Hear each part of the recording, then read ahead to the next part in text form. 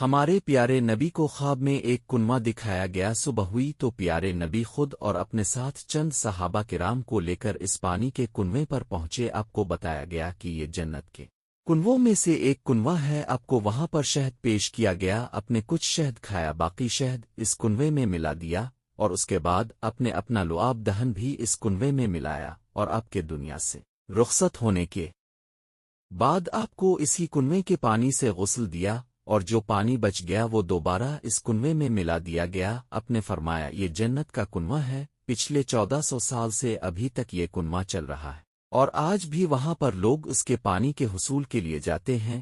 ہمارے پیارے نبی کو خواب میں ایک کنواں دکھایا گیا۔ صبح ہوئی تو پیارے نبی خود اور اپنے ساتھ چند صحابہ کرام کو لے کر اس پانی کے کنویں پر پہنچے۔ آپ کو بتایا گیا کہ یہ جنت کے کنووں میں سے ایک کنواں ہے۔ آپ کو وہاں پر شہد پیش کیا گیا۔ اپنے کچھ شہد کھایا، باقی شہد اس کنویں میں ملا دیا، اور اس کے بعد اپنے اپنا لعاب دہن بھی اس کنویں میں ملایا، اور آپ کے دنیا سے رخصت ہونے کے بعد آپ کو اسی کنویں کے پانی سے غسل دیا، اور جو پانی بچ گیا وہ دوبارہ اس کنویں میں ملا دیا گیا۔ آپ نے فرمایا یہ جنت کا کنواں ہے، پچھلے 1400 سال سے ابھی تک یہ کنواں چل رہا ہے، اور آج بھی وہاں پر لوگ اس کے پانی کے حصول کے لیے جاتے ہیں۔ یہ کنواں مدینہ المنورہ میں مسجد قباء کے ساتھ واقع ہے۔